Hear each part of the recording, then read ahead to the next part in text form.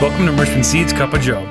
On this episode, we discuss the all-important question, when is it time to plant? Ben and Lynn went to Indiana this week, hear about what they saw and how things are looking in the East. Dylan brings us up to speed on soil temperatures this time of year, and hear Joe and Ben's considerations on planting dates and our seed treatment options.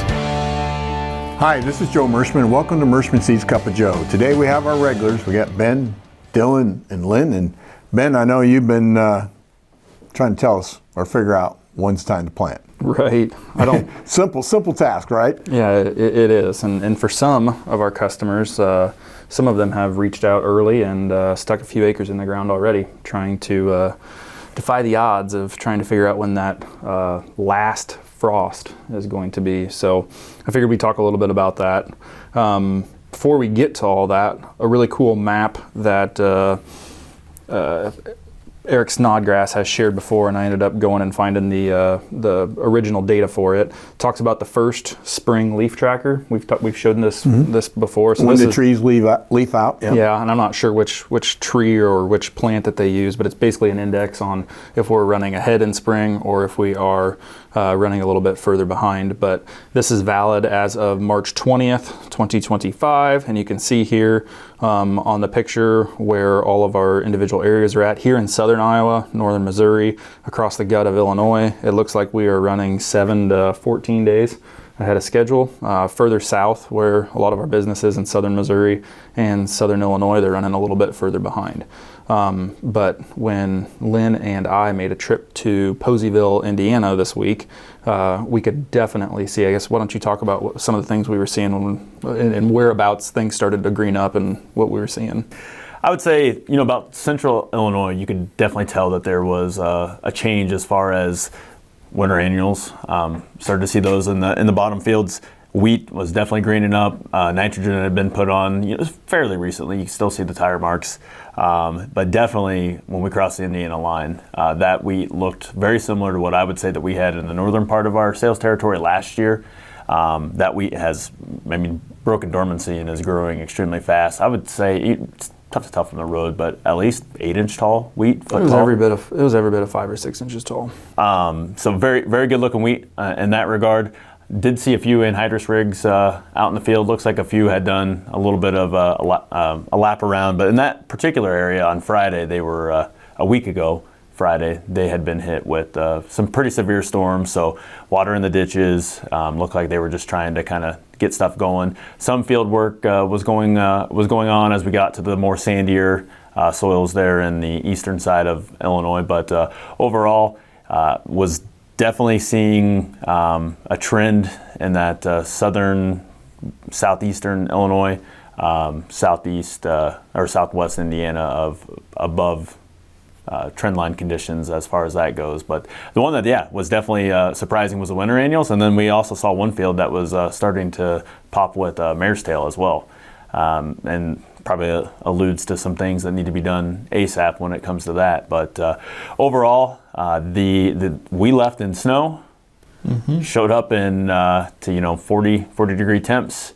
The week before they had said that they had into the 70s and 80s, so that definitely helped to kind of push that wheat along and those winter annuals along. But overall, looks like guys were starting to get a little bit itchy on doing some work. The anhydrous application that went on, the one field looked like it was okay. The other one, I think maybe they were a little bit too aggressive. Looked like there was some clean out on the road from the lugs on the tractor. As we talk about spring anhydrous, definitely want to mind our P's and Q's when it comes to the temperature. But at the same token, it seems, in talking with our sales manager, Bill Hosfeld, in his area as well, you could kind of get away with being a little smeary in the fall, but in the spring, we definitely want to mind our P's and Q's when it comes to soil conditions with anhydrous from a wetness standpoint, because we don't want to start off in a deficit and disrupt that root zone with compaction before we even get a chance to get out there. And typically, if you're using a field cultivator or vertical till, if you run that knife through and you're smearing 5-6 inches, 4.5, depending on where you're going,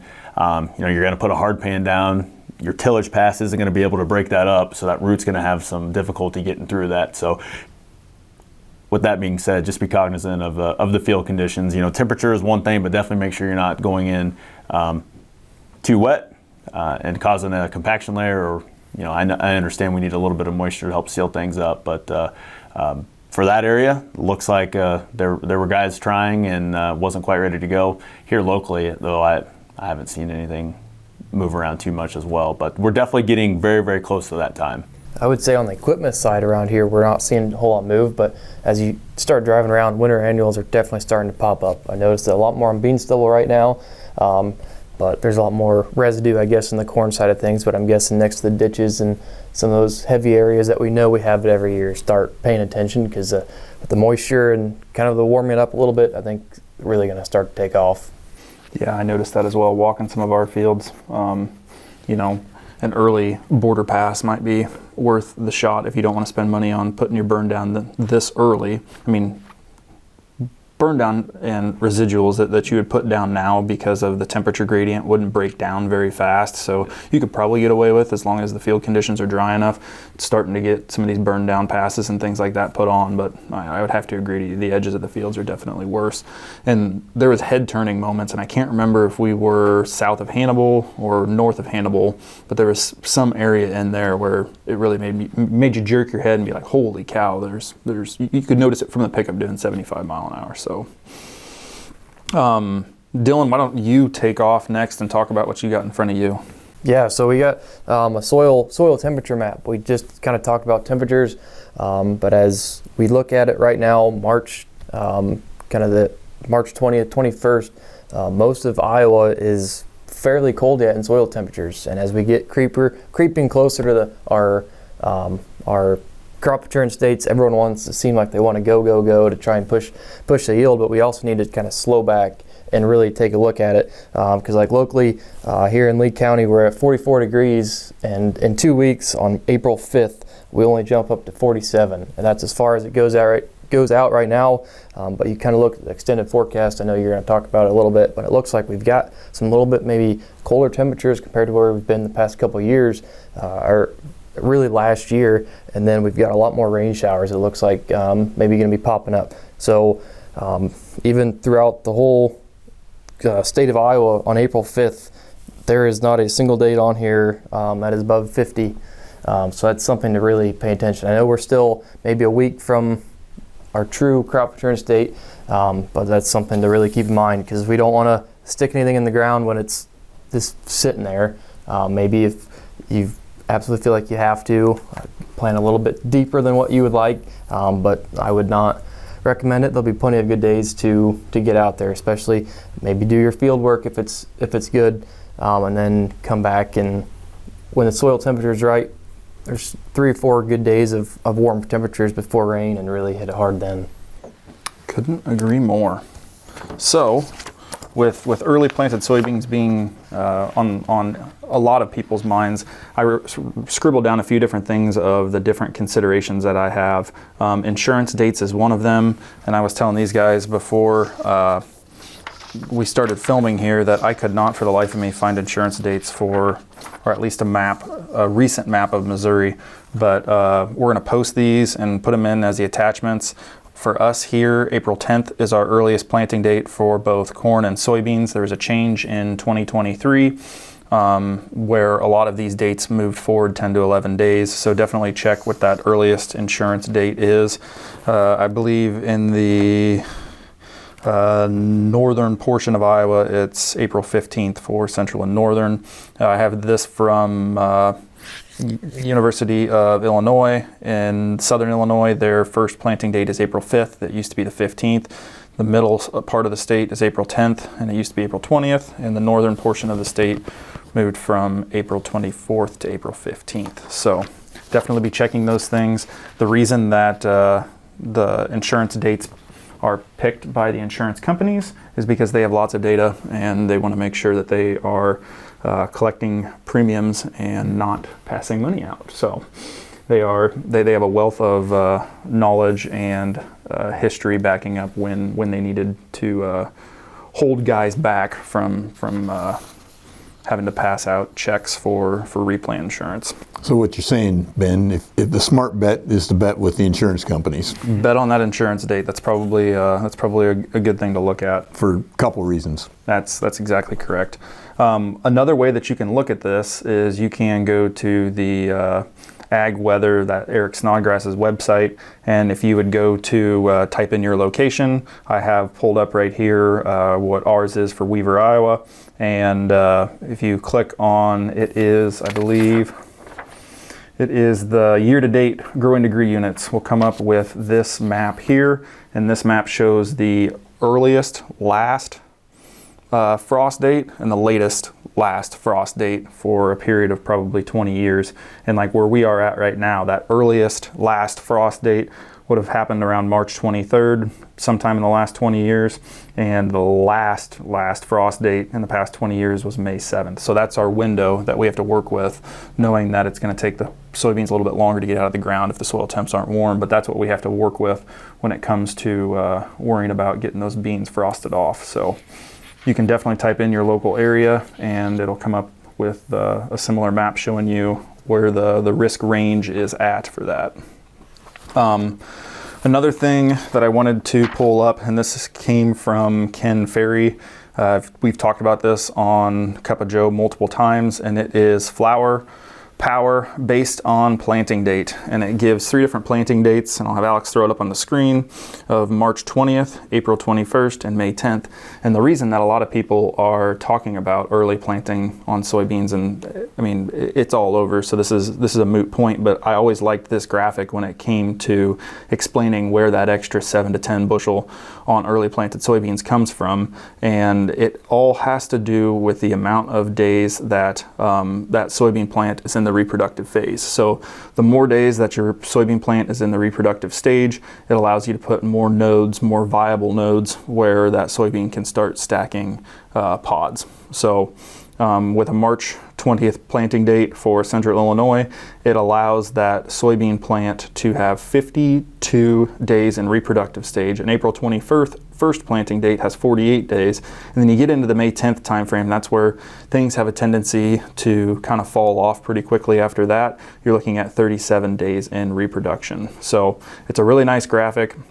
What we like to talk about, and what the industry likes to talk about, is comes to the number of nodes, like what I was talking earlier. If you have that May 10th or May 15th planting date, you're looking at somewhere between 16 and 17 nodes. If you can get in that first part of April, you and I did a lot of counts last year. We were in that 21, 22 nodes. You're looking at 3 to 4 bushel per node is the general rule of thumb. So that's how you're starting to stack things up. And that's really the reason that guys are pushing the bubble and they want to get their beans in early. So that's a great graphic right there. And then I also just wanted to show, this is from my 2023 agronomy recap that we did on a presentation that we had. We had a field that was planted April 10th. And the beans just barely squeaked by. I like this graphic because there's a barn on the north side of the road, and the field that got planted very first was on the south side of the road, and the area where you can see the shadow in was just cool enough for just long enough that the stand was severely reduced in that shaded area compared to the area around it, where the beans, we lost some population to that frost risk because the temperature dropped to just a little bit lower for a little bit longer, and the beans got nipped by the frost because the frost didn't melt off as fast in that area. So it's a risk-reward game. Yeah, let's talk just a little bit about one of the major risks that you have when you do plant soybeans early, and that's sudden death. Mm-hmm. So talk just a little bit about that, Ben. Well, sudden death infection happens when the soybean plant is either in the ground or pulling itself out of the ground. So that infection happens at a very early period. The longer the soybean is in that time frame, it has more opportunity for the infection to happen. So a lot of the times when we see heavy sudden death infestation, it happens when the soybeans sit in the ground for a long period of time. That typically happens with earlier planting dates, more saturated soil conditions where that fusarium fungus can move through the soil easier. So when we have cool, wet conditions, sudden death is definitely more of a, you have a higher probability that it's gonna come into effect. And we do everything we can with our seed treatment to help on sudden death. You know, we have the optional Saltrol, and then of course we have the Trinemco, which will also help as another mode of action. So we're doing everything we know how to do to work on sudden death and to help get that soybean plant out, but there's only so much you can do with the seed treatment. It's not totally bulletproof, but it's going to carry the load in a situation to lessen the amount of problems that you potentially could have. So really, I think really what my 2 cents on this whole topic is, it's not the weather when you plant, it's the weather after you plant that determines the yield. So it could be 32 degrees, but in a few days it's going to be 80. I'd be planting, because you always want to be planting with the temperatures going up, not the temperatures going down. Because that first drink of water that imbibes that soybean or that corn kernel, if it is ice cold, you're going to have problems. We're going to have because then the corn and soybean plant can't decide, well, do I grow up or do I grow down? Because where's the warm weather at? Right. Yep, it zaps the vigor right out of them when that first drink's cold. And soybeans are really, really tough. Corn's a little bit more of a princess, but soybeans are very, very tough. But it does take a lot of vigor out, and you need vigor to push through when that soybean will potentially sit in the ground for 30, 35 days. So yes, seed treatment is on my chicken scratch here. Fertility, I think, is really important. So the guys that are out there pushing fertility, whether it be starter, whether it be products like, we don't have the banner up there today, but products like the Meristem hopper throttle, that puts zinc and different enzymes that solubilize phosphorus. Phosphorus is extremely important when it comes to getting plants off to the right start. There's guys that talk about, having a certain part per million. If you don't have this many parts per million phosphorus in the plant when it's 2 to 3 inches tall, you're never set up for that super high yielding situation out in the field. And I believe the tests that we sent off show that you want at least 45% or 45 parts per million phosphate in that plant on a leaf tissue test, and you can get a little bit lower than that, but it's either 35 or 45. I have to go back and look, and we can put that in the notes as well. But phosphorus is key, like I was saying, so that's why guys use starter when things are cool, early and wet, and or products like the Meristem hopper throttle with ether, and then tillage and soil moisture is another consideration that I have. So. When it comes to corn, the 111-day Power Core hybrid we have is noted for being a fast emerger. Yes. And so if you're in a situation where you're going to try to push the envelope a little bit, the 111 day is the one you want to plant first, because of in a test plot, it'll always be the first one up compared to all the other hybrids. So that's a plus to help you. And then, of course, we try to do everything we can with our seed treatments to give you the best shot. And after that, it's Mother Nature. But there's 1,000 things that the farmer and us do not control, and that's the risks that we take when we go out and plant. But watch that weather. Everybody should have a good long-range forecaster to determine, well, should I plant early? And there's good reasons to plant early. I agree.